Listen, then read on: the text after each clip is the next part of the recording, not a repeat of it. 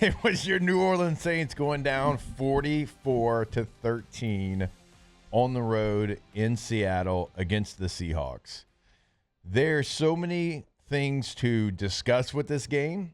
There's a lot of bad.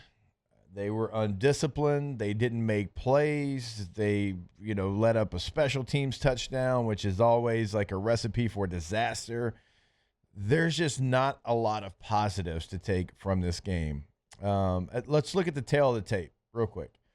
First downs, actually pretty close. Seahawks 22, you had 21. Now, of course, you got a lot of those, when you're in 2-minute offense, basically the entire second half. Total yards, you had 284 to their 320. Passing yards, 233 for the Seahawks, 205 for the Saints. Rushing yards, neither team ran it well. 87 for the Seahawks, 79 for the Saints. Penalties, you had 11. You had 11 penalties. Seattle had 8. You had 1 turnover.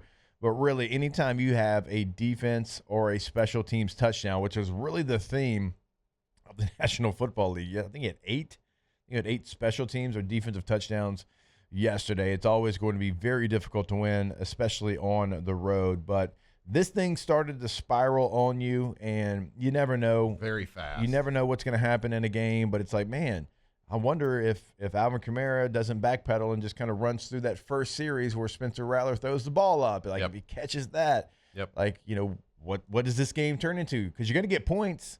You're going to get points if you get that. And then who knows where the game flow kind of goes. And when you're the New Orleans Saints right now and you're this bad, you can't let any opportunity go by you. So you give the ball right back to them, and they go down, and Sam Darnold hits Jackson Smith and Jigba, and they get a 12-yard touchdown, and then the floodgates. They return a punt. They block a punt.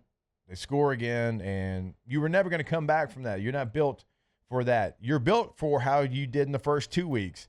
Hang around, stay around, keep it close, have an opportunity at the end. Now, you didn't win either one of those games. We all know that. But that's who you are, and that's how you're going to have any success this year. You are not built to come from behind like that right now. You don't have the experience at quarterback. You damn sure don't have the offensive line to protect you in a situation where you're throwing the football like you had to. And, right now you don't have the receivers to be able to maybe go change the game. So it's a recipe for disaster with how that game kind of played out for the Saints. It was ugly from the first play. It's one of those things when we're looking at it, and it's a real good case in point. You just brought up one play where Kamara, there's a deep shot, Rattler throws him down the sideline. He turns and starts backpedaling instead of running through it. I mean, he's a running back down the field. You can't expect him. Whoa. I'm just saying, it's just not what they practice, right? So, but the case here is we're looking at one random third down play in the first quarter as a turning point to the game.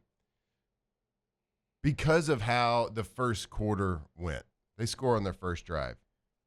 They get a 95-yard punt return for a touchdown. They block a punt and then a 3-yard rushing touchdown from Kenneth Walker. And then all of a sudden you're down 21-0, and you're looking back at one random offensive play that you could have hit or should have hit, whether it's Rattler's got to put it on it better or Kamara's got to keep running through it. Whatever it is, that is such a minute – when you look at losses in the NFL, you're usually looking at 1 or 2 plays in the fourth quarter. Yeah. This game was out of hand so fast for no one specific reason except for everybody's reason. The entire team. Special teams, embarrassing. An absolute first quarter embarrassment of special teams. Penalties after penalties after penalties. Putting your offense in situations that you can't overcome in the NFL. This is a National Football League. You can't have 2nd and 20, 1st and 15. You can't have those situations, especially with an offensive line that's not playing well, especially with a young quarterback, especially with probably the talent, the least amount of talent at wide receiving court from top to bottom out there.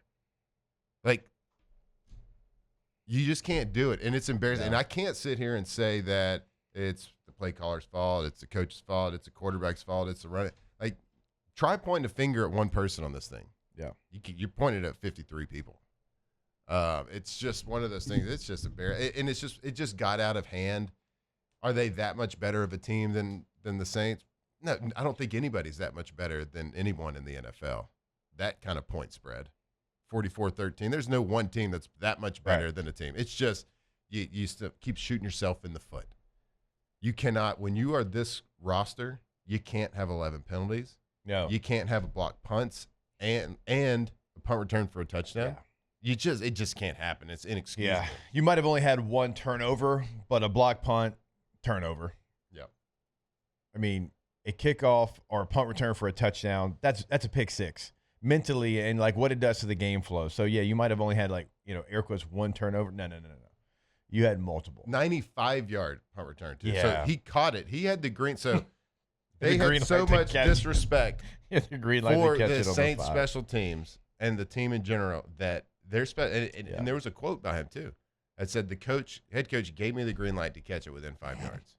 That's like giving somebody the Like green good. light to swing on 3-0, Yeah. right? Oh yeah, for sure. You don't do that. You just don't catch it at 5. So 95. So where a semi-competent Yeah. execution of a punt play tackles him inside the 25 at least, right? Yeah. Let's give him a 20-yard punt return. Pretty good. We'll give him that. Yep. Keep it inside the 25. And at least it holds this live, gives your people a chance. But like, man, it is so frustrating because you want to watch and evaluate the quarterback play, but like, how can you? Oh, when a game gets like that, like everything you worked on during the week, all the first 15 and all the, hey, we like this in this situation, it goes out the window.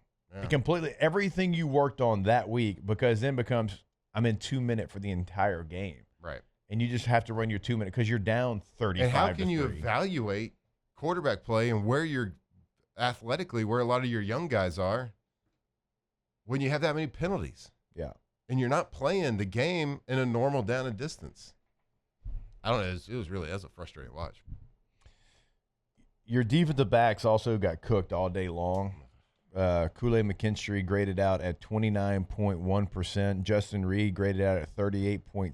Alante Taylor, 51.5. And Jonas Sanker, 58.9. So 58.9 in your defensive backfield was the highest grade.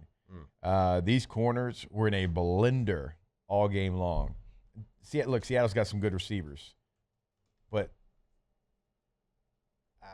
there was space like I was watching LSU Southeastern. Oh. We talk about that space that's not there in the NFL. It was there in this game. So, I mean, look, DeMario Davis is out there giving you everything he's got. Everything. I actually think he still played really against the run. I thought he was great. That's every week. We can't keep coming up here talking about the guy who's one of the oldest players in the league. I don't being the only guy. I don't know if you can sit here and name a linebacker playing better than him. Yeah. In the NFL, He's playing incredible. he's playing at an All-Pro level. He's probably like, hey guys, Hey, anybody want to join me? Anybody want to raise their level of play and match where I'm at right now? hey, can anyone stop flinching before the quarterback says hut? For the love of God, can we line up on the line of scrimmage? Can we not have illegal formations? Those are all Maybe like, move your feet on the offensive line and stop holding people. yeah.